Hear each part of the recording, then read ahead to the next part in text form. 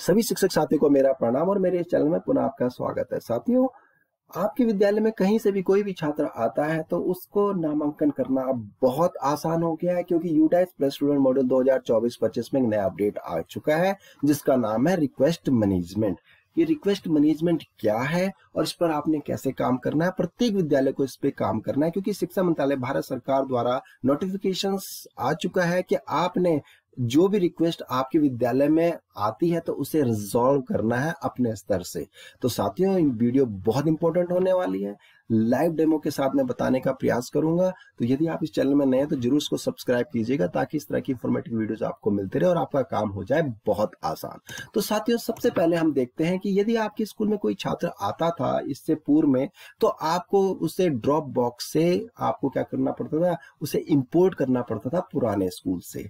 और यदि वह उस स्कूल से ड्रॉप बॉक्स में नहीं डला है तो आपको उस स्कूल को कांटेक्ट करके उसे ड्रॉप बॉक्स में डालने के लिए आग्रह करना पड़ता था। लेकिन अब ये ऐसा कुछ नहीं करना है, आपने रिक्वेस्ट जनरेट करनी है उस विद्यालय से, और उस विद्यालय से रिक्वेस्ट जनरेट करने के बाद आपके विद्यालय में क्या वो बच्चा डायरेक्ट वो बच्चा आपके विद्यालय में आ जाएगा, पूरी जानकारी देने का प्रयास करूंगा कि कैसे ये काम होना है। और साथ ही यूडाइस प्लस में जो है डुप्लीकेट एंट्रीज की बहुत ज्यादा संभावना थी, इसको ध्यान में रखते हुए ये रिक्वेस्ट मैनेजमेंट नया क्या आया, अपडेट आया है। तो इस पर हम करेंगे, हम एक बच्चे को लेके उसे क्या करेंगे, रिक्वेस्ट जनरेट करेंगे और उसके साथ उसको क्या करेंगे, अप्रूव, और उसके साथ उसको व्यू रिक्वेस्ट तक पूरी प्रोसेस ऑनलाइन डेमो के माध्यम से जानने का प्रयास करेंगे। तो सबसे पहले हम लॉगिन करते हैं।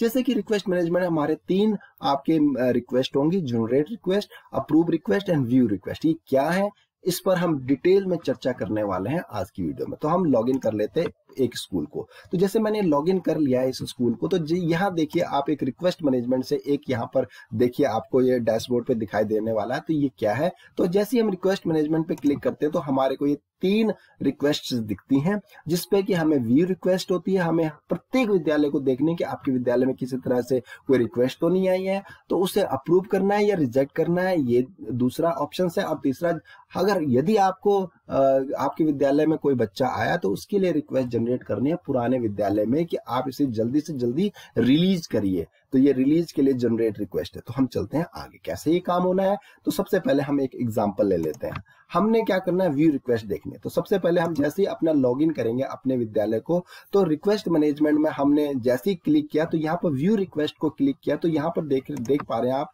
0 स्टूडेंट रिलीज रिक्वेस्ट। आपके इस विद्यालय में 0 स्टूडेंट, कहीं से भी आपकी रिक्वेस्ट नहीं आई है और ना ही आपने रिक्वेस्ट जनरेट किया। तो हम माना एक विद्यालय में हमारे एक बच्चा आता है जो कि पुराने विद्यालय से आ चुका है हमारे विद्यालय में, लेकिन हमें उसे क्या करना है, इसके लिए रिक्वेस्ट जनरेट करनी है। तो वो कैसे होगा, तो हम चलते हैं रिक्वेस्ट जनरेट में।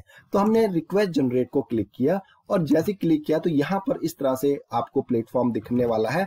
परमानेंट अकाउंट नंबर इसमें डालना है, डेट ऑफ बर्थ डालना है। और जाहिर सी बात है उस बच्चे का हमारे पास यदि पैन नंबर नहीं है तो हमने ग्लोबल सर्च से उस बच्चे को ढूंढ लेना है। अब ग्लोबल सर्च जैसे ही करेंगे तो उसमें आपका स्टूडेंट नेम एज पर आधार, जो जैसे मैंने आधार नंबर के 4 डिजिट डाल दी है पूरी लास्ट की, और उसमें आपका बच्चे का नाम डाल दिया और जैसे ही उसे क्लिक किया तो मेरे पे इस बच्चे का पूरा डिटेल्स आ गया है। और यदि इससे पूर्व में हम क्या करते हैं, HOS क्या कहते हैं, हेड ऑफ द स्कूल को क्या करते हैं, क्लिक करके हम क्या करते हैं उस फोन नंबर पे, ये सब डेमो के लिए मैंने बनाया है। इसमें कोई भी नाम साक्ष्य नहीं है और कोई भी नंबर, इसमें सब आपके डेमो के माध्यम के लिए बनाए गए हैं। तो इसको हम कॉल करते थे, हेड ऑफ द इंस्टीट्यूशंस को कॉल करके इसको ड्रॉप बॉक्स में डालने की रिक्वेस्ट करते थे। लेकिन अब ऐसा नहीं करना है, आपने क्या करना है, इस बच्चे को रिक्वेस्ट जनरेट करने। तो यहाँ पर आप क्या करेंगे, परमानेंट उसका, क्योंकि वहां से कॉपी कर लेंगे, आप पुराने से कॉपी कर लेंगे। ये जो यहाँ पर आप देख पा रहे हो परमानेंट एजुकेशन नंबर है, इसे कॉपी कर लेंगे और कॉपी करने के बाद यहाँ पर लिख देंगे उसे और डेट ऑफ बर्थ डाल लेंगे। और उसके बाद यहाँ पर उसकी पूरी डिटेल्स यहाँ पर आ गई है, मैंने हिडन कर दी है उस डिटेल्स को। और यहाँ पर जनरेट रिक्वेस्ट यहाँ पर आई है, उससे जैसे ही क्लिक करेंगे आपके please release the student from the school record, आप उस विद्यालय को रिकॉर्ड, इस बच्चे को रिलीज करने के लिए रिक्वेस्ट कर रहे हैं और आप इसको जनरेट कर लेंगे। जैसे ही इसे क्लिक करेंगे आपकी रिक्वेस्ट जनरेट हो जाएगी और आपको एक सीरियल नंबर प्राप्त हो जाएगा इस बच्चे का। तो अजीत सिंह नाम का बच्चा, ये सीरियल नंबर आपको प्राप्त हो गया, जनरेट रिक्वेस्ट। अभी रिक्वेस्ट कहाँ जाएगी, उस स्कूल में, जिस स्कूल में आपने इस रिक्वेस्ट को भेज दिया, उस रिक्वेस्ट वो स्कूल में चली जाएगी और आप अपने विद्यालय में भी व्यू रिक्वेस्ट को देख लेंगे, दोबारा देख लेंगे तो आपकी एक रिक्वेस्ट जनरेट हो चुकी है इस बच्चे की, ये आपने भी देख लिया और उस विद्यालय को भी यही दिखाई देगा जब वो अपने पोर्टल को खोलेंगे। तो एक स्टूडेंट की, ये देखो, उसके उस विद्यालय में भी एक स्टूडेंट रिलीज रिक्वेस्ट आ चुकी है और आपके विद्यालय में भी रिलीज स्टूडेंट की आपके पोर्टल पे दिखाई देगी। अब क्या करना है, उस विद्यालय को, अब दूसरे विद्यालय को हम लॉगिन कर लेते हैं। और अगर यदि आप इस विद्यालय में भी हैं तो इसको अगर आप सीरियल नंबर को क्लिक करेंगे तो उस विद्यालय में देखिए यहाँ पर ये रिक्वेस्ट नंबर आ गई है और ये आपके request, release request student module to drop box, आप एक उसको रिक्वेस्ट कर रहे हैं उस विद्यालय में कि इसे ड्रॉप बॉक्स में जल्दी से जल्दी डालिए। फ्रॉम आपके स्कूल का डाइस कोड आ जाएगा और टू जिस स्कूल में वो बच्चा अध्ययनरत था इससे पूर्व में, उसका डाइस कोड आ जाएगा, उसका स्कूल नेम आ जाएगा और आपके स्कूल नेम आ जाएगा। अब वो दूसरा स्कूल, यहाँ पर देखिए, यहाँ पर ये एक्टिव दिख रहा है बच्चा, आप भी देख पाएंगे कि वो बच्चा अभी भी एक्टिव है दूसरे विद्यालय में, और जो पोर्टल खोल रहा होगा वो विद्यालय, क्योंकि उसके नोटिफिकेशन आ रहा होगा उसके पोर्टल पे, उस विद्यालय के जब हेड ऑफ द इंस्टीट्यूशन से जो पोर्टल प्रभारी है उसे खोलेंगे तो वो यहाँ पर वही प्रोसेस देख पाएंगे कि ऐसे वही प्रोसेस देख पाएंगे कि उनके विद्यालय में एक बच्चे की रिक्वेस्ट आई है, उसे जैसे वो क्लिक करेंगे, कहां से आई है, फ्रॉम, और आपके लिए आई है तो आप एक्टिव दिखा रहा है आपके विद्यालय में, तो आपने क्या करना है, इस बच्चे को क्या करना है, अप्रूव रिक्वेस्ट में चले जाना है। तो आपने क्या करना है, अब ये दूसरे विद्यालय को मैं लॉगिन कर चुका हूं, वो विद्यालय देख पा रहा है कि उनकी एक रिक्वेस्ट आई है, तो वो अप्रूव रिक्वेस्ट को क्लिक करेंगे। अप्रूव रिक्वेस्ट को क्लिक करके फिर उस बच्चे के इस सीरियल नंबर को फिर दोबारा क्लिक करेंगे और देखेंगे कि वो बच्चा आपके विद्यालय में अध्ययनरत है या नहीं है। यदि उस बच्चे को आपने अध्ययनरत नहीं है आपके विद्यालय में तो आप स्क्रॉल डाउन करेंगे और आपने देख लिया, आपने यदि उसको टीसी दे दी है तो आप, जाहिर सी बात है कि आप इस बच्चे की रिक्वेस्ट, जो क्योंकि फिजिकली आपके विद्यालय में नहीं है, तो आपको हर हाल में इस रिक्वेस्ट को क्या करनी पड़ेगी, अप्रूव करनी पड़ेगी, क्योंकि वो दूसरे विद्यालय में जा चुका है। अन्यथा की स्थिति में यदि आपके विद्यालय में ही वो अध्ययनरत है तो आप उसे रिजेक्ट करेंगे कि भाई दूसरे की रिक्वेस्ट को आप एक्सेप्ट नहीं करेंगे।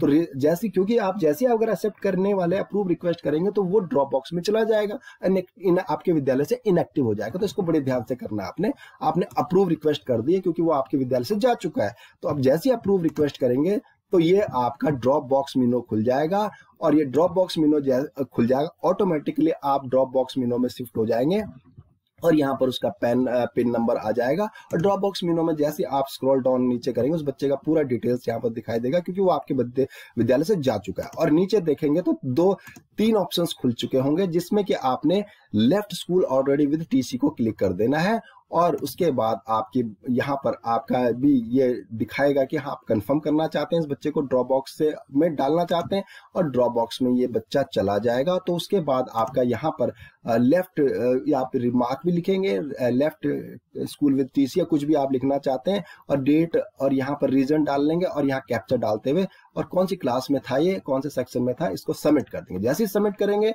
Your student want to TC, आप यहाँ पर फिर दोबारा देख लेंगे कि आप इसकी टीसी दे चुके हैं। अब ये आपके विद्यालय से हट जाएगा, आपके पोर्टल में जितने भी स्टूडेंट्स हैं वो एक कम हो जाएगा। तो आप इसे कंफर्म कर लेते हैं और सक्सेसफुली लेफ्ट आपके विद्यालय से चला गया और ड्रॉप बॉक्स में चला गया, वो ओके कर देंगे। तो यहाँ पर ये दूसरे विद्यालय ने ये काम कर लिया है। अब पहले विद्यालय, अब फिर दोबारा आप पहले विद्यालय लॉगिन करेंगे और लॉगिन करके रिक्वेस्ट मैनेजमेंट में जाएंगे और व्यू रिक्वेस्ट में देखेंगे पुनः कि उनके जो बच्चा उनके विद्यालय में आया उस पर क्या काम किया पुराने विद्यालय में।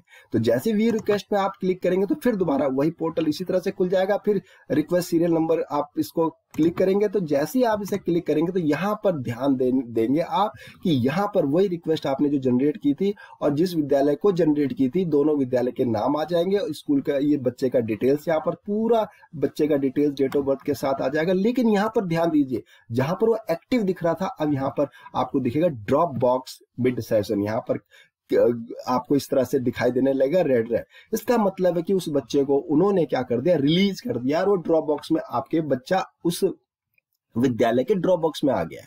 तो यहाँ पर यह ध्यान रखने वाली बात है, वो बच्चा जैसे आप रिक्वेस्ट जनरेट करेंगे वो बच्चा डायरेक्ट आपके विद्यालय में नहीं आएगा, वो आप उस विद्यालय के ड्रॉप बॉक्स में चला जाएगा। उसके बाद आपने क्या करना है, उनके ड्रॉप बॉक्स आपने क्या करना है, उसके बाद आपने उसे इंपोर्ट करना है। लेकिन इंपोर्ट का जो पहले आपको डैशबोर्ड में दिखता था, यहाँ पर इंपोर्ट मॉड्यूल दिखता था, वो अब थोड़ी अलग हो गया है। इंपोर्ट मॉड्यूल अब कहाँ चला गया, इसको ध्यान से देखने वाली बात है। ये स्टूडेंट मैनेजमेंट एंड प्रोग्रेस में चला जा चुका है। अब इसे क्लिक करेंगे तो इसके अंदर वो आपको इंपोर्ट मॉड्यूल दिखेगा। आप इंपोर्ट मॉड्यूल से उस बच्चे को अपने विद्यालय में इंपोर्ट कर लेंगे, क्योंकि इसकी वीडियो मैं पहले बना चुका हूं, जिसका लिंक मैं डिस्क्रिप्शन बॉक्स में डाल दूंगा किस तरह से इंपोर्ट करना है। तो आप उस बच्चे को अपने स्कूल में इंपोर्ट कर लेंगे। तो सभी शिक्षक साथियों को ध्यान में रखने वाली बात है कि आपने अपने व्यू रिक्वेस्ट जरूर देख लिए, कहीं ऐसे कोई रिक्वेस्ट आई तो नहीं है, क्योंकि उस पर आपको काम करना अनिवार्य है। और क्योंकि उसको अगर आपने रिजेक्ट कर दिया तो आपकी, क्योंकि कुछ दिनों में ये नोटिफिकेशन आने वाला है कि आपको हर हाल में अपने विद्यालय के जो पोर्टल पे है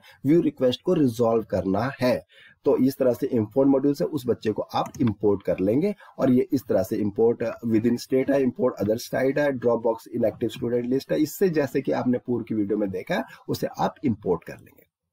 तो आशा करता हूं कि आपको पूरी वीडियो बहुत समझ आई होगी। तो इसी तरह से आप यदि इस चैनल में नए तो जरूर इसको सब्सक्राइब कीजिएगा और इस तरह की वीडियोस आपको मिलती रहेंगी। Thanks for watching, have a nice day.